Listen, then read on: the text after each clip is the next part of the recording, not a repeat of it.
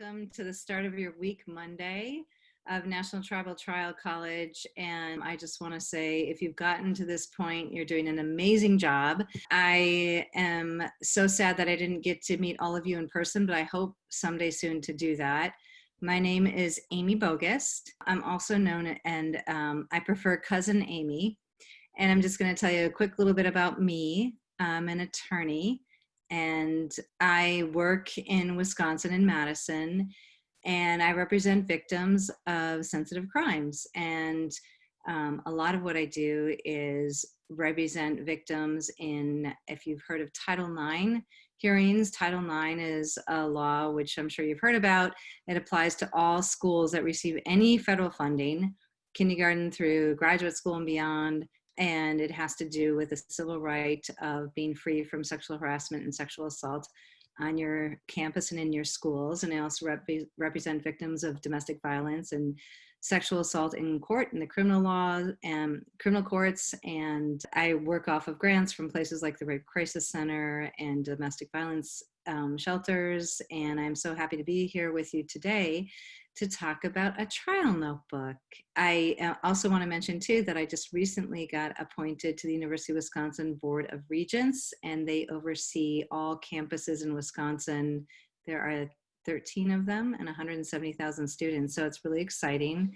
And I wish I could show off the campus in Madison, and I'm hopefully maybe after this, some of you will want to come to school here, and I could lovely time to come and visit in the summer, and it's even better in the winter. Just kidding.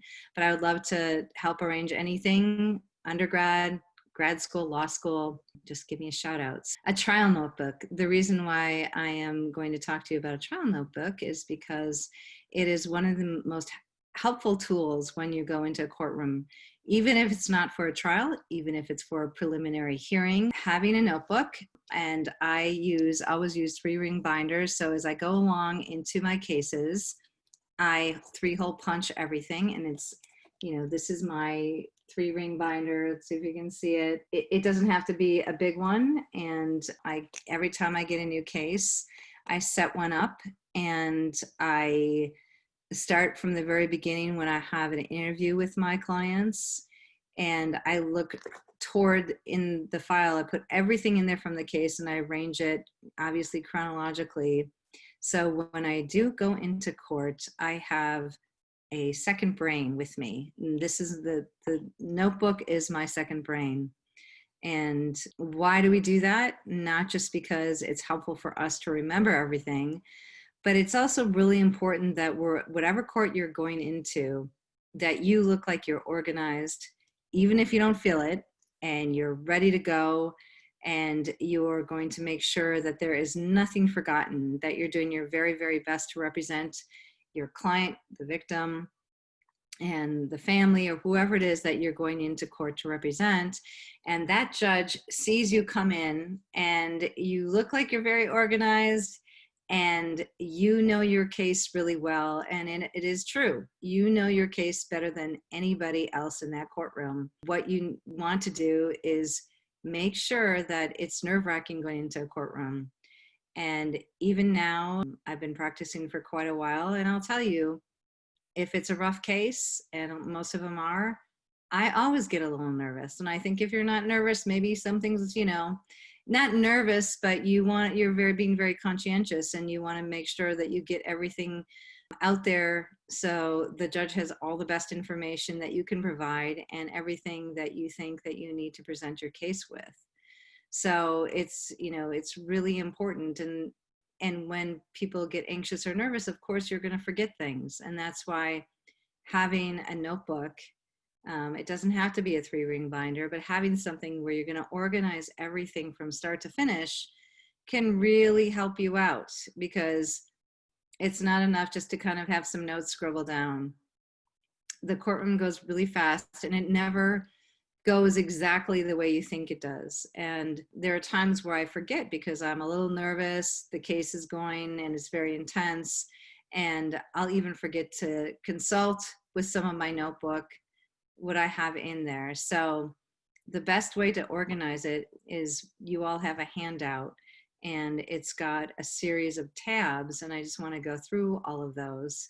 to show you what that's going to look like. When you first meet with a client, you get all their contact information, and you know that people are very, sometimes they move quickly.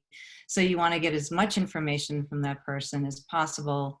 And that's actually the first thing you put in your notebook is client contact, and you have that in your notebook. Take everything that you write down when you meet with the client, and hopefully you'll have it either on a laptop, or even if some people do like handwritten notes.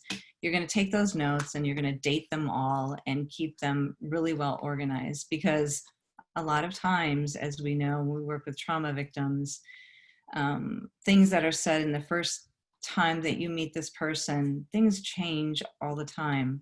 And so it's difficult to speak with trauma victims, and helps when you are kind of collecting their memories along with them.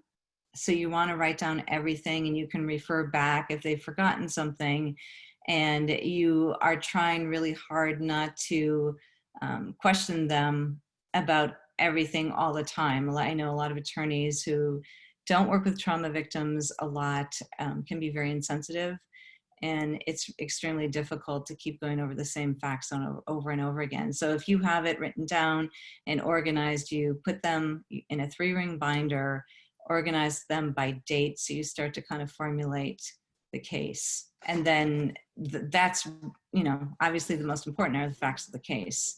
You want to have those situated so when you go to hearing or trial, you can know if the victim is testifying, or family of the victim. Sometimes people forget, and you can try to coach them, because you'll have all the notes in your notebook about what was said, and you will know their stories backwards and forwards by the time you get into the hearing. So that's the first thing that I do, and I make sure that's really well organized. And if I'm quickly writing things down, and I make sure to ask them so I have it all right.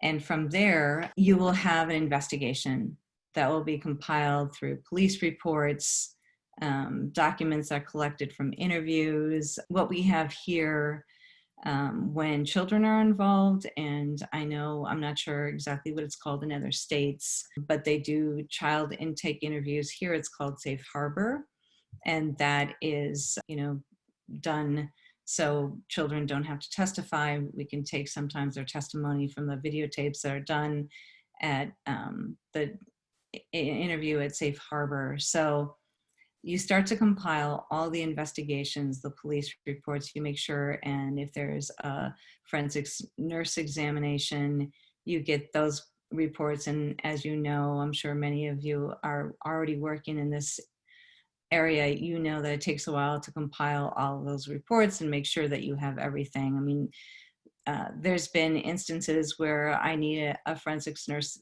examination report. Those are tough to get. Again, the law in your states may be different of when you can get those, who can have them, how long it takes. But I had a situation once where I really needed a forensics nurse examination, and it took a long time. I thought I had the report, and in fact, I never got it. And somehow the other side got it, and it was kind of a mess. So you want to make sure when you're compiling your notebook that you have everything that you need that you're going to talk about, including any other medical examinations and forensics nurse examinations, photographs of injuries, which are very important, and any kind of police reports and witnesses reports.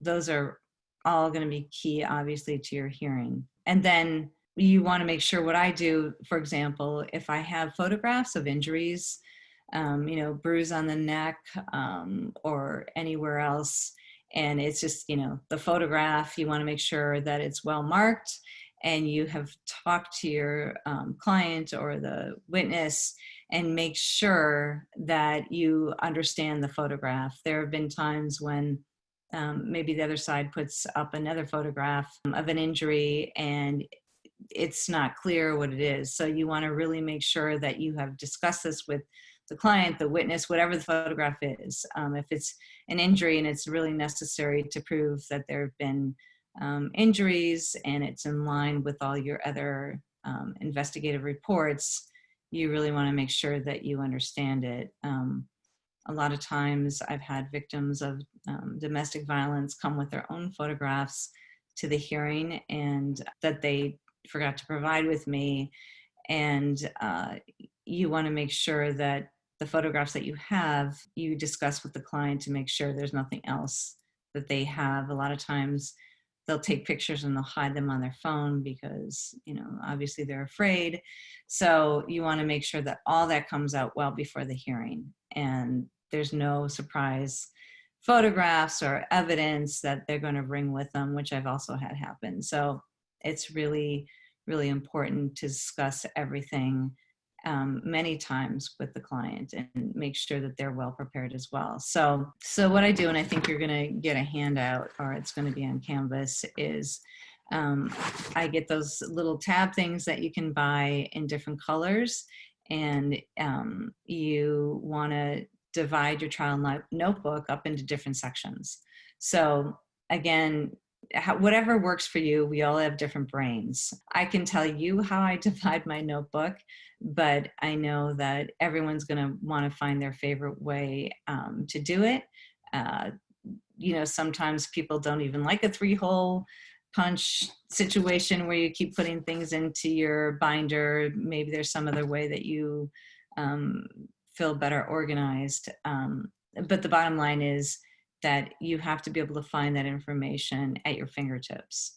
So I get those little sheets with the tabs and I mark the tabs, and I start off with the criminal trial.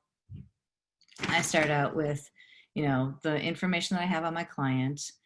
I have my chronological order of when things happen because I do things in chronological order about, when sometimes I start out with the phone call to the police, the 911 call, and then I talk about what happened next. And those are in my tabs, like facts, victims' testimony. Then I do police reports, and on the tabs and the sheet that you'll get, it talks about, it has tabs for research, investigation, and then it has also the statements that the victim and the witnesses discussed or told to the police. And usually what I do, talking about victims and witness statements, obviously you have the police reports and those are all in them. But because you're going to be referring to those statements fairly often, I take those statements out of the police reports and I type them up, and I take a yellow marker about the main points that I want to get through, and I'll have that right in front of me. So yes, I have the police reports in the notebook, but I also have the major statements of the victims along with photographs in the same tab, because that's really the crux of what we're talking about, is the victim statement, the witness statements, and what I want the judge to hear. So I do that in a separate tab. And then also I'll have my opening statement, and if you're going to make a closing statement as well. And I have that all set in my tabs. If there's the other thing I forgot to mention, which goes with police reports, the last case I had was really, a lot of these cases with sexual assault are really reliant on lab reports. I take those and separate those out as well from the police reports. A lot of drugs and alcohol lab results are really sometimes the crux of the case, so I have that all separated out. I discuss that along with a lot of times if there's a judge that doesn't understand the weight of the evidence of these reports, I always have the current law with these citing to the lab results, and I transition into my research if I need it. And I have to say that you can be really well prepared, and sometimes a judge will ask you a really off the wall question. And so, you know what, you're going to have to punt. But again, you have to keep in mind that sometimes judges just they just don't know themselves, and they're asking because they want to see what your best answer is. So you can be the most prepared person and come into a courtroom, and things can get wacky. Don't, if a judge tries to throw you off, just stay confident and just remember that you know way more about your case than this judge does, and you're trying to educate the judge on what your case is about. And then also, what we do is we have either preliminary memos or trial memos talking about the case, trying to provide all research on the law for these cases. But if this is just a preliminary hearing, I make a little legal memo and I put that in after my witness and my victim's testimony. So a legal memo on the case is just referring to all the law that you have that is on your side. So whatever the issues in your case are, you want to make a memo and make sure, because sometimes, quite often, a judge will stop you. And I'll give you a quick example where I wanted to have an injunction for a case of a girl. She was a high school girl, 15 years old. She was raped by another 15-year-old boy in the high school. And it was 9 months of in-home arrest. He had an ankle bracelet on, and they were letting him, it was at the end of his probation. And I had asked that wherever he is in the town that they lived in, that if she was there first, he had to leave. And I also asked if he could not go to the same school as she did. And I got very specific. And the judge kept asking me, well, where is the law? Where is the law that I have a right to pull his education from him? And I knew that was going to be one of the questions that he asked me. So I put it in my memo. Even though he still didn't really want to go with the law, he eventually did. But it's really important that you can back up what you're asking for in court. That's what a memo is all about. You know what you're going to be asking for. You know, if this is an injunction, a restraining order, that you have to back this up with the law. So it's really important to write it down, because we're all going to be, it's going to be much harder to think on your feet if you're anxious, and that your client is there, and the victim's family might be there. It can be very difficult. So it's great to have that all written out. One of my very first hearings, I was thrown into a criminal defense firm in Chicago, and I was a young lawyer just starting out, and they did civil rights and criminal defense. And the senior attorney was at the time corporation. He was the head counsel, the head lawyer for the city of Chicago. He was going from there to private practice, and I was one of the first lawyers he hired. I was his law clerk and then his lawyer. And he threw a case at me. It was a young man that was very naive, and it was a hearing because it was a stop, and he had a huge case of marijuana, and he was going through the Chicago train station. And he didn't know any better, and he thought he'd make a little bit of money going through this huge train station in Chicago with a big old suitcase filled with marijuana. And I'm sure all of us have smelled marijuana before, so we know it's extremely, you can smell it through a suitcase. So he was stopped in the train station, and he didn't have to open up a suitcase, but it was a Fourth Amendment search and seizure case, and they just came up to him, and he was really nervous, and he was sweating. He looked guilty from probably 100 yards away. So it was a simple task. I had to go in and suppress the evidence because they shouldn't have had him open the suitcase. And I just was arguing a very simple case. We're going to throw out the suitcase and the marijuana, and then they wouldn't have a case. So I was so nervous. It was my first court appearance, and I go in there, and I thought I looked pretty sharp.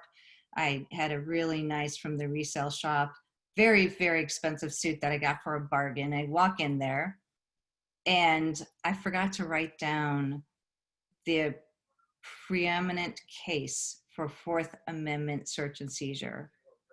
So the judge said to me, please cite the case that allows us to suppress the main piece of evidence so we can throw out the case.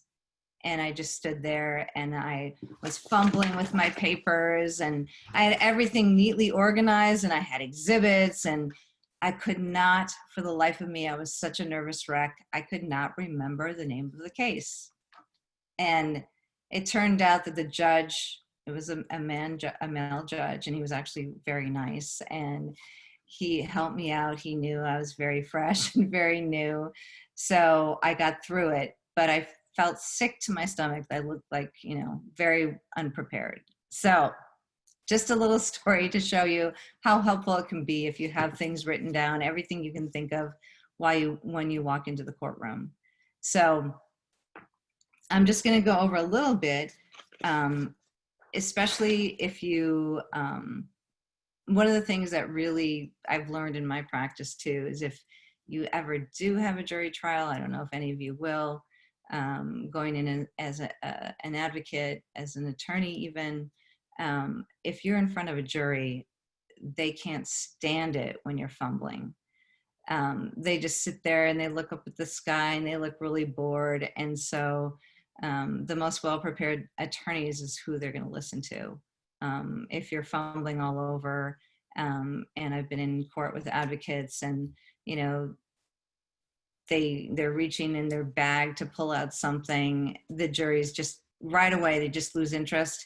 And I'm not saying that they won't eventually listen to you, but the more prepared, the better. So when I do a trial notebook, I'm kind of going back to the beginning, but when I do a trial notebook, what I like to do is before a hearing, when I'm walking in with my victim, survivor, I go through it with them. And I always say before I walk into the court, is there anything at all that you want to share with me that would be important to this hearing or to this trial that maybe you've forgotten about, or, news, that I don't know about, because you never know what's going to happen up until the minute that you walk into the courtroom. And then in my trial notebook, I always leave spare pages of note paper. So if the victim or witness or survivor that I'm speaking to has new information, I jot it down. And I also have little extra tabs that I can put. So when I'm going through the hearing or the trial, I know exactly where that information is, up to date until the last minute that I walk into the courtroom. So when you do get the handout, there'll be on the top of it, it will say civil trial tabs and criminal trial tabs. And I find it really helpful to follow that. Again, you can do it however you would like to do it. But really the main point of this little lecture is to just try and get you to understand that I know that a courtroom is extremely scary place for a lot of us. Because you really believe in what you're doing, and you're here to really do your best to help that survivor, that victim, the kids, and you just want to do your best to stay organized, stay calm, and stay confident. And the more that you are in a courtroom, the more confident you become. So I wish that we could all be in person, because I know this is really difficult, but I know that most of you have amazing experience, and you know your cases, you know what you're there for, you know what you're fighting for, and just be prepared, and don't let anyone try to get you disorganized or make you take a moment and breathe and just do your very, very best. And I know you all will do great. And there's a lot to learn, but what you have to remember is that all of you are here because you know so much already, and you're all phenomenal people, and you are all going to do amazing, and we need all of you. So I hope that someday I get to meet all of you, and it'd be wonderful to meet you. So I hope the rest of the week goes great.